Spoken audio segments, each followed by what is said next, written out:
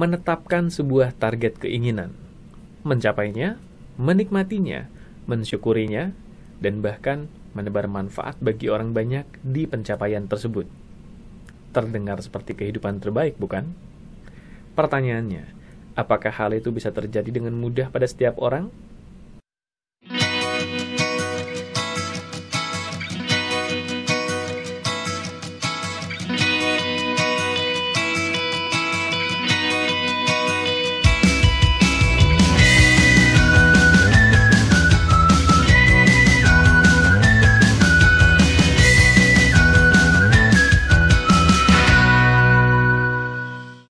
Halo para sahabat sekalian dimanapun Anda berada, semoga selalu dalam kondisi sehat, berlimpah, dan bahagia seperti biasa tentunya. Kembali berjumpa bersama saya, Agus Kanalendra, di Live Restoration Serial Video. Video serial di YouTube channel saya, di mana saya hadir dalam bentuk visual, berbagi inspirasi tentang restorasi kehidupan dan transformasi diri. Apa maksudnya hadir dalam bentuk visual? Begini. Bagi Anda yang baru pertama kali mengunjungi YouTube channel ini, Agus Kanalendra, Anda akan mendapati bahwa berbagai inspirasi restorasi kehidupan dan transformasi diri yang saya hadirkan di channel ini dikemas dalam berbagai bentuk. Di hari Senin contohnya, Anda akan mendapati saya membagikan inspirasi singkat berdurasi 1 menit yang saya sebut dengan nama 1 Minute Restoration. Selama 1 menit, Anda bisa mendengar suara saya berbagi secara artistik dengan diiringi instrumen musik ringan untuk membantu Anda mengawali hari Senin Anda dengan lebih bersemangat. Di hari Kamis, Anda bisa mendengarkan Live Restoration Podcast, di mana di dalamnya saya hadir dalam bentuk suara, dan Anda bisa menjumpai podcast itu di YouTube channel ini, Agus Kanalendra, atau juga di Spotify channel saya, Live Restoration Podcast. Di Live Restoration Podcast, saya lebih banyak mengulas tema-tema tentang kesadaran diri secara cukup mendalam. Dan di hari Sabtu, seperti sekarang ini, saya membersamai Anda di dalam Live Restoration Serial Video, di mana di video serial ini saya hadir secara visual membagikan berbagai inspirasi dan temuan menarik yang saya dapati di ruang praktek coaching dan hipnoterapi saya di Bandung yang sedang Anda lihat sekarang ini. Menjalani profesi sebagai seorang coach dan hipnoterapis bagi saya merupakan sebuah keunikan tersendiri. Berjumpa dengan banyak tipe klien dari berbagai latar belakang dengan berbagai jenis kompleksitas kehidupan. Semua itu mengajak saya untuk bisa melihat kehidupan ini dari berbagai sudut pandang yang berbeda. Salah satu hal mendasar yang saya temukan dari proses pembelajaran dan praktek yang saya lalui adalah bahwa manusia tidak bisa lepas dari yang namanya keinginan. Ya, kita semua punya keinginan, dan keinginan itu yang menjadikan kita menetapkan berbagai target pencapaian untuk kita raih. Salah satu hal mendasar lain yang saya temukan bersama dengan keinginan untuk mencapai yang kita impikan ini adalah kita juga memiliki keinginan untuk merasa bahagia ketika sudah mencapai yang kita inginkan tersebut. Mencapai yang diinginkan, merasakan kebahagiaan, mensyukuri kebahagiaan itu dan menjalani kehidupan terbaik dengan menebar manfaat bagi orang banyak. Terdengar menyenangkan, bukan? Pertanyaannya, apakah hal tersebut bisa dengan mudah dicapai oleh setiap orang?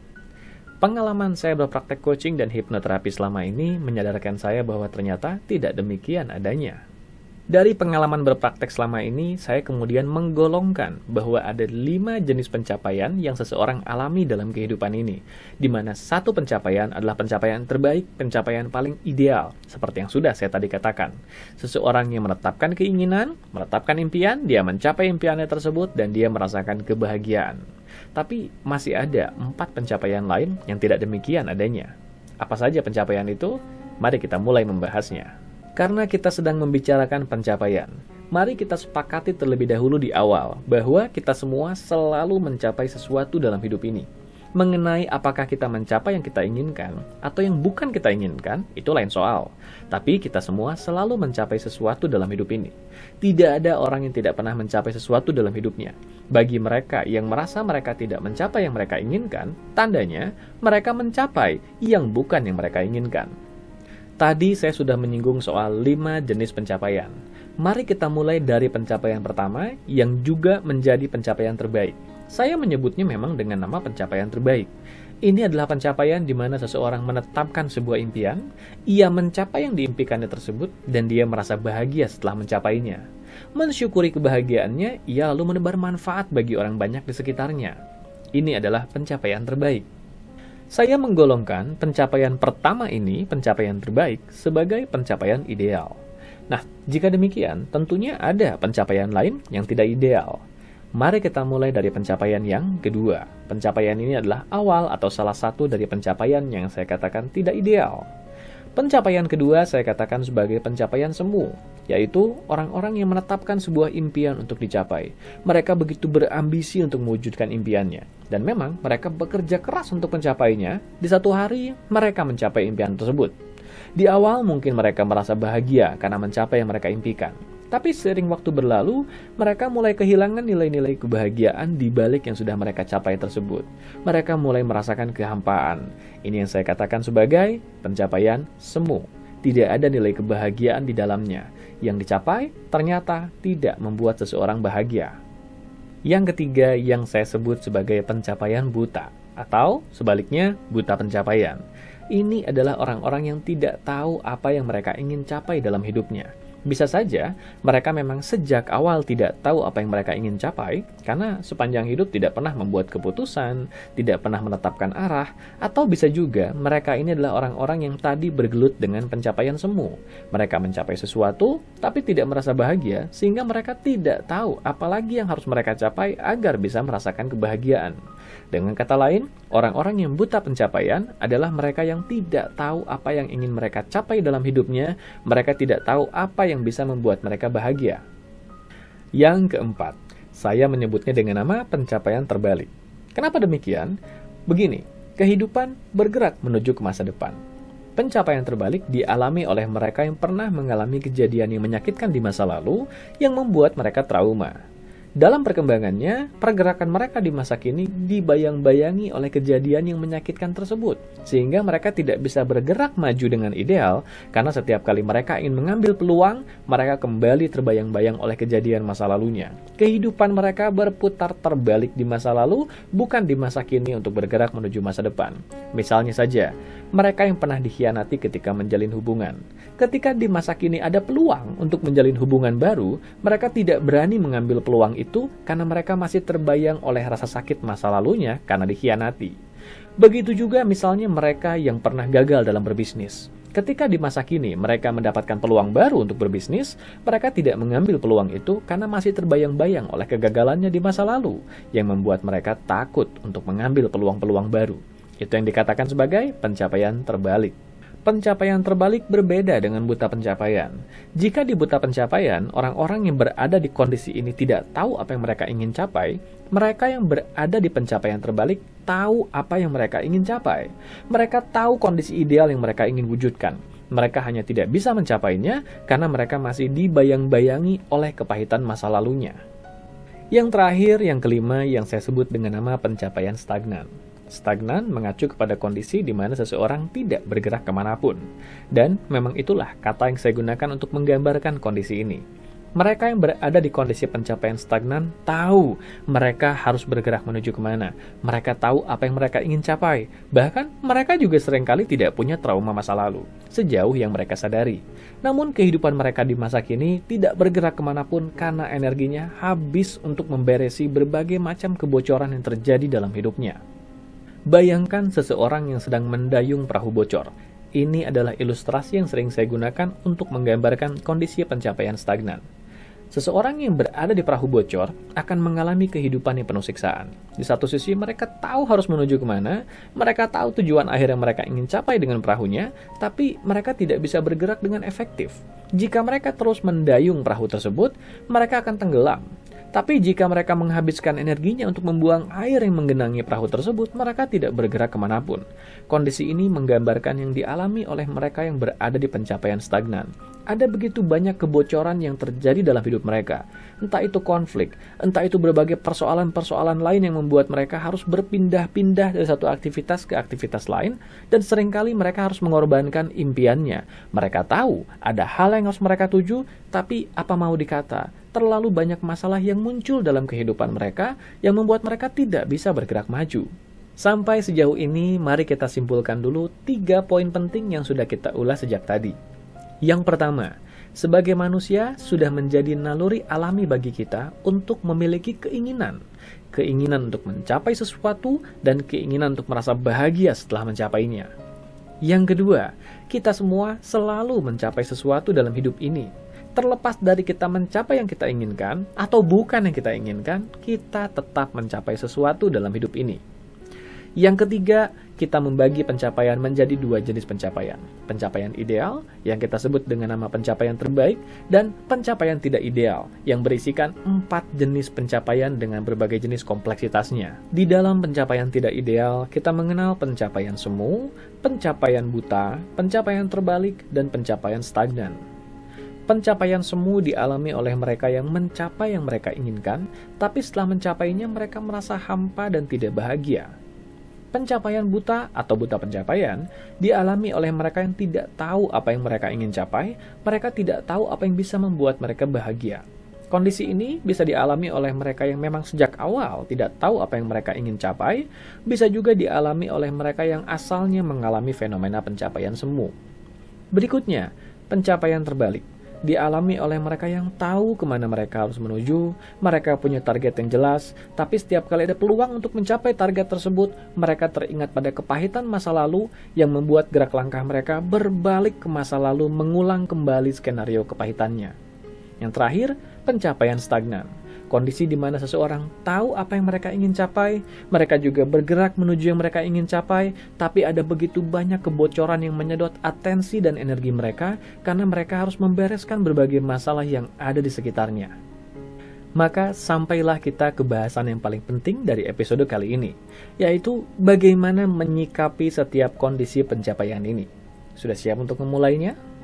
Kita mulai dari yang pertama, yaitu pencapaian terbaik atau pencapaian ideal.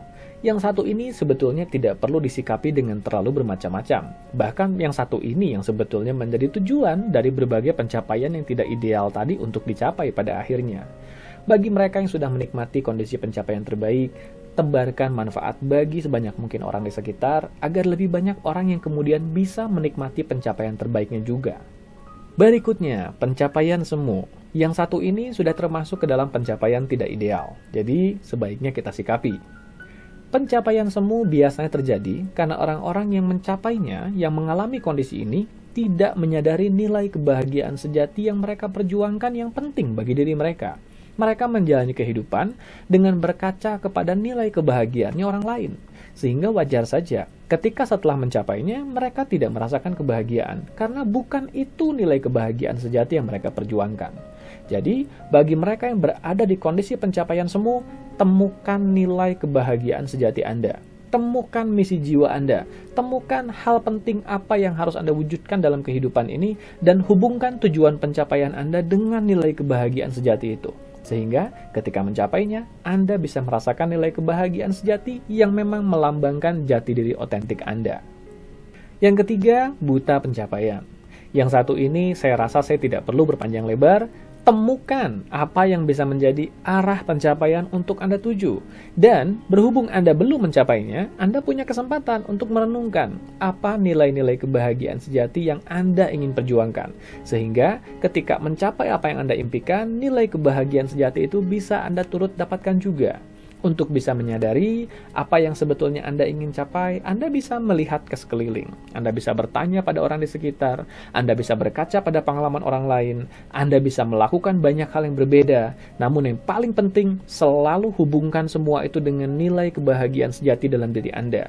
Alami berbagai hal, sampai Anda tiba di sebuah kesimpulan, inilah hal yang saya ingin tuju, inilah hal yang ingin saya wujudkan dalam hidup saya, karena hal ini melambangkan pemenuhan misi jiwa dan nilai kebahagiaan sejati saya. Berikutnya, pencapaian terbalik. Yang satu ini sudah cukup jelas, berhubungan dengan rasa sakit, dengan rasa pahit karena trauma masa lalu. Maka solusinya sederhana, sembuhkan rasa sakit itu, berdamai dengan pengalaman itu.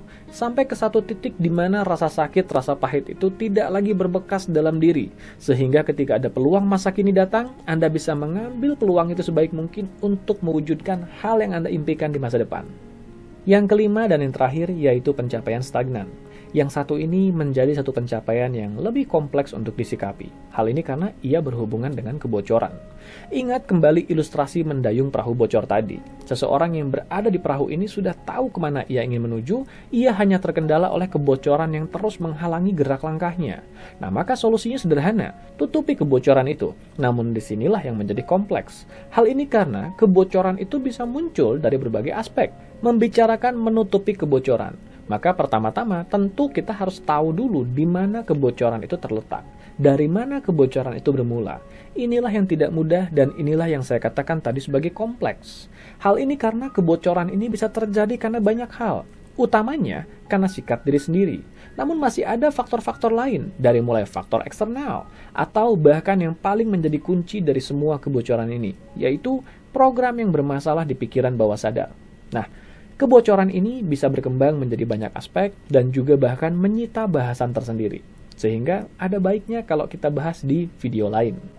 Kita cukupkan dulu perjumpaan kita di Life Restoration serial video kali ini.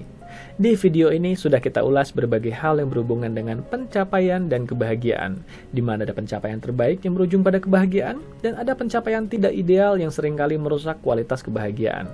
Bagaimana pertemuan dari keduanya membentuk sebuah labirin pencapaian, sebuah perjalanan di mana tentunya kita ingin mewujudkan kondisi pencapaian terbaik. Namun bisa jadi kita masih berada di kondisi-kondisi tertentu yang menjauhkan kita dari kondisi tersebut. Nah, di labirin mana Anda berada? Mari kita lalui labirin ini, kita lalui perjalanan kita sebaik mungkin untuk bisa mewujudkan pencapaian terbaik yang layak kita dapatkan. Ada berbagai bahasan yang karena keterbatasan waktu belum bisa kita ulas di video kali ini. Anda mungkin tadi sudah mendengar kata nilai kebahagiaan, misi jiwa, sikap yang bermula dari diri sendiri, program yang bermasalah di pikiran bawah sadar, luka batin, trauma, kepahitan, dan berbagai macam bahasan lainnya.